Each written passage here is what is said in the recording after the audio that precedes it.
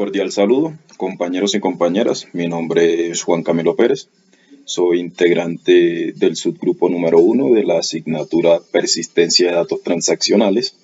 En este caso vengo a exponer, a desarrollar la segunda entrega de la semana 5, en la cual se nos pide el diseño de un ER, un modelo entidad-relación, de base de datos de recursos humanos y cargar al menos 5 datos de prueba en cada tabla. Entonces aquí pues nos sugieren que podemos utilizar la base de datos de Oracle y nos dan el paso a paso, pero también nos dicen que igualmente podemos utilizar cualquier otro motor de base de datos libre. Para el caso del desarrollo de esta actividad yo utilicé SQL Server. Entonces, si nos vamos más abajo, aquí nos generan como tal un modelo conceptual en el cual pues están los campos de cada una de las tablas y las relaciones que tienen entre sí. Ahora, más abajo nos piden que hagamos justamente este video que estoy haciendo en el cual expliquemos el modelo lógico, que expliquemos cómo se resuelven las relaciones muchos a muchos y que expliquemos el código del modelo físico. Para este punto pues voy a ingresar a explicar cada uno de los modelos para poder entender la explicación aquí abajo. Entonces, comenzamos con el modelo conceptual, ¿sí? ¿Qué es el modelo conceptual? Pues el modelo conceptual representa los requisitos técnicos que puede tener a llegar un sistema de información, ¿sí? Pero esto lo representa de manera abstracta. Entonces, por ejemplo, se puede decir que es esto que vemos aquí, que es el modelo entidad-relación en el cual está relacionado, pero no nos dice, o sea, no estamos considerando los detalles técnicos del sistema de información. Sí, es más que todo solo representación gráfica, pero abstracta de la información que necesitamos, de los requerimientos. Luego tenemos lo que es el modelo lógico, que ese sí nos lo piden que lo expliquemos aquí. Entonces, ¿qué es el modelo lógico? El modelo lógico lo que hace es traducir el modelo conceptual. ¿En qué sentido? En que lo que hace es donde, por así decirlo, donde se normalizan los datos, donde se definen las llaves primarias, las llaves foráneas, donde se definen las restricciones de integración y de referencia, ¿sí? Donde se hace todo el trabajo para que los datos siempre sean precisos, concisos, que siempre permanezcan íntegros. Y ya por último pasamos a lo que es el modelo lógico. El modelo lógico es como tal una representación ya de cómo se van a guardar los datos, o sea, cómo se van a almacenar los datos en el sistema gestor de base de datos. Ya en este punto sí se incluye lo que son las particiones, lo que son los índices y lo que son los espacios de disco. Entonces, por ejemplo, yo en un modelo lógico, lo que puedo llegar a hacer es como decir la normalización de base de datos, que está la primera forma normal, la segunda, la tercera, etc. Listo, a partir de ahí viene lo que es las relaciones muchos a muchos. Entonces, en las bases de datos generalmente las relaciones de muchos a muchos no se pueden, o sea, no se pueden dar de forma directa entre las dos tablas, entre dos tablas de la base de datos. Para esto lo que se debe hacer es crear una tercera tabla en la que pues almacenemos las referencias foráneas de esas dos tablas principales. Me explico. Digamos que, por ejemplo, la tabla 1 está haciendo referencia a que puede estar relacionada con muchos registros de la tabla 2, pero al igual pasa con la tabla 2, puede estar referenciada con muchos registros de la tabla 1. Entonces, para solucionar eso, generalmente lo que se hace es crear una tabla intermedia o una tabla adyacente en la cual se relacionen las foráneas de las dos tablas principales. Por ejemplo, ¿dónde podemos ver esto? Generalmente lo podemos ver en las universidades. En las universidades cuando, por ejemplo, un estudiante va a inscribirse a un curso. ¿Sí? ¿Por qué? Porque un estudiante puede inscribirse a uno o varios cursos Y un curso puede tener varios estudiantes. Ese sería como un ejemplo básico de lo que es las relaciones uno a mucho. Entonces, continuando con la explicación de este documento, ya teniendo el modelo conceptual, pasamos a hacer lo que es el modelo lógico y después pasamos a hacer el modelo físico.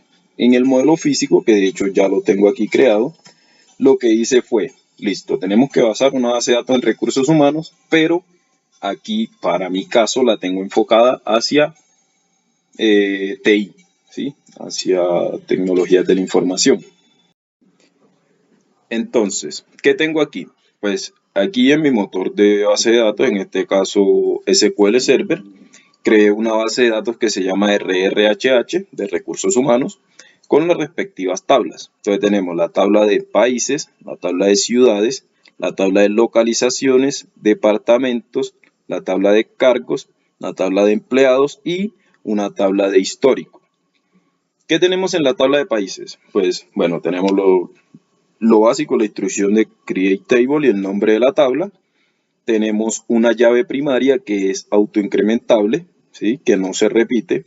Y tenemos el nombre del país, que en este caso pues es un tipo de dato NVARCHAR, que lo que hace es que toma la cantidad necesaria de lo que hayamos ingresado ahí. Digamos que si yo ingreso un país con 50 caracteres, entonces lo que hace es que libera los otros 50 caracteres y esto nos ayuda al final con el peso de nuestra base de datos. Ahora tenemos la tabla de ciudades, en este caso pues la tabla de países no tiene ninguna llave foránea. Luego tenemos lo que es la tabla de ciudades, que igual tiene un identificador único que es autoincrementable, que es la llave primaria de la tabla. Tenemos igual aplicando lo mismo que aplicamos al nombre de países, un nvarchar, ¿sí? Que hace igual, toma la cantidad necesaria y libera el resto. Tenemos un campo que se llama ciudad país ID, que lo que hace es referenciar a qué ciudad, a qué país pertenece esa ciudad. En este caso, lo que hacemos es añadir un constraint, ¿sí? O una restricción, que lo que hace es que referencia a la llave primaria o la primary key de la tabla de países. Luego tenemos la tabla de localizaciones, que pues en este caso es la localización de cada una de las ciudades que están registradas en el sistema. Tenemos igual un identificador único autoincrementable que no se repite, que es la llave primaria de la tabla. Tenemos la dirección, que también es un nvarchar, y tenemos la referencia a qué localización pertenece esta. Entonces, en este caso tenemos una relación con la tabla de ciudades en su llave primaria. Luego tenemos la tabla de departamentos, la tabla de departamentos que nos dice qué departamentos tenemos en el área de TI, en este caso, que es hacia lo que enfoqué yo mi base de datos. Igual tiene una llave primaria que es autoincrementable, que es única, no se repite. Tiene también un nvarchar para el nombre del departamento. Tenemos la tabla de cargos. En la tabla de cargos lo que tenemos es el nombre del cargo. Tenemos, bueno, comenzando tenemos el cargo ID, que igual es autoincrementable, no se repite, la primary key de la tabla. Tenemos el nombre del cargo, que es un nvarchar también de 100. Tenemos el sueldo mínimo y tenemos el sueldo máximo, en este caso son decimales que muestran 2 decimales después del punto. Luego tenemos lo que es la tabla de empleado y en esta tabla tenemos algo así como lo que explicábamos de las relaciones muchos a muchos. Entonces, ¿qué pasa? Que cuando uno crea una tabla adyacente o una tabla intermedia, uno lo que puede hacer es solo referenciar las llaves foráneas de las tablas principales que quiere enlazar o también puede añadirle más campo a esa tabla. Entonces, se vería algo así como se ve aquí. Entonces, en este caso tenemos la información del empleado y tenemos referencia a la tabla de cargos, la tabla de gerente, la tabla de departamentos. Y cada una de estas puede hacer referencia a la llave primaria en esas tablas. Y luego tenemos una tabla de histórico que igual pues es como para registrar los cambios de los cargos, de los departamentos, tiene las fechas de retiro, digamos que un cambio de departamento, pues aquí tenemos toda esa parte en esto histórico. Una vez que tenemos eso, nos piden que agreguemos al menos 5 datos a cada una de las tablas. Pues yo hice ese insert por acá aparte, aquí. Sí, lo relacioné todos aquí como para poder explicarlos e irlos mostrando de una vez. Entonces, ¿qué tenemos? Tenemos países, ciudades, localizaciones, departamentos, cargos, empleado e histórico. En la parte de empleado, pues simplemente busqué en Google Países, cogí unos 5, algo ahí como para hacer algo diferente, cogí Eslovenia, Barbados, Panamá, Cuba, Bosnia y Herzegovina. Luego traté de buscar en esos países una ciudad y cogí una ciudad al azar. Entonces esta ciudad pertenece a Eslovenia, esta Barbados, esta Panamá, esta Cuba, esta Bosnia. Y lo que hice fue relacionarles directamente el ID, el ID del país que tiene registrado acá. Luego, igual para la localización, el insert into, la tabla, le pongo los campos que voy a ingresar y luego pongo los valores. Entonces pongo aquí como unas direcciones ahí al azar, relacionándolo con cada una de las ciudades a la que pertenece, con el ID de cada una de las ciudades. Luego me vengo aquí a departamentos. Entonces, como les decía, yo enfoqué la base de datos de recursos humanos, pero hacia el área de TI. Entonces, en este caso, si nos damos cuenta, mis departamentos son tecnologías de la información, soporte técnico, desarrollo de software, administración de bases de datos y ciberseguridad. En los cargos que tengo para los insert, tengo lo que es el nombre del cargo, en este caso tengo desarrollador backend, desarrollador frontend, administrador de base de datos, especialista en ciberseguridad e ingeniero de soporte, y el salario mínimo y el salario máximo para esos cargos, que son estos que están aquí en cada uno de los campos.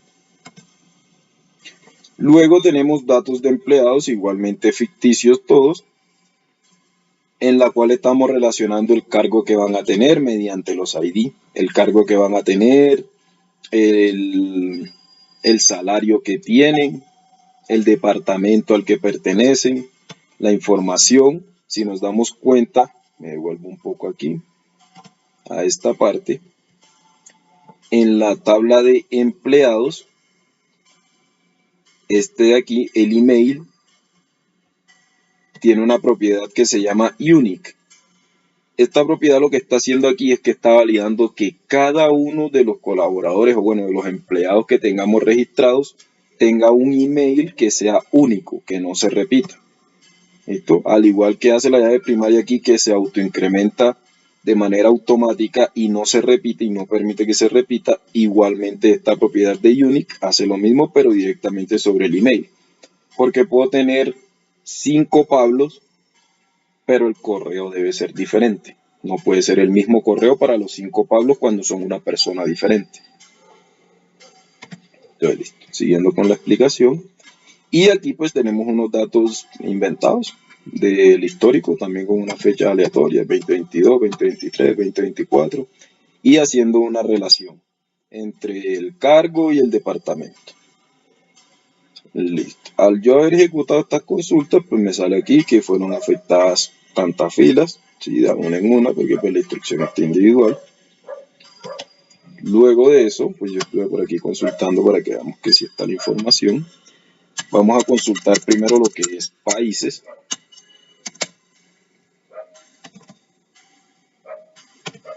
Y como nos podemos dar cuenta, aquí tienen el identificador único que es autoincrementable, va de uno en uno.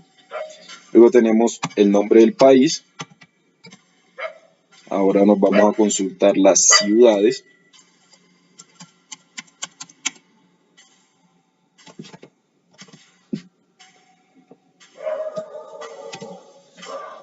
Aquí, entonces, tenemos el ID de la ciudad, ¿sí? Que es único autoincrementable.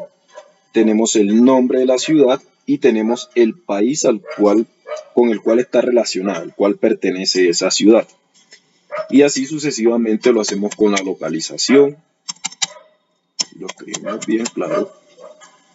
De las localizaciones igualmente, tenemos las direcciones que registramos en el INSEP y haciendo referencia a qué ciudad pertenecen esas direcciones. Nos vamos a los departamentos. Podemos verificar que tenemos 5 departamentos creados, que son los de tecnología de información, soporte técnico, desarrollo de software, administración de base de datos y ciberseguridad. Si nos vamos a los cargos, igualmente tenemos 5 cargos registrados con un salario mínimo y un salario máximo, que son estos de aquí: desarrollador backend, frontend, analista de base de datos, especialista en ciberseguridad, ingeniero de soporte. Y pues como la cifra, como les comentaba, era en decimal, que guarda después del punto 2 decimales, es lo que vemos aquí. Luego pasamos a la tabla de los empleados.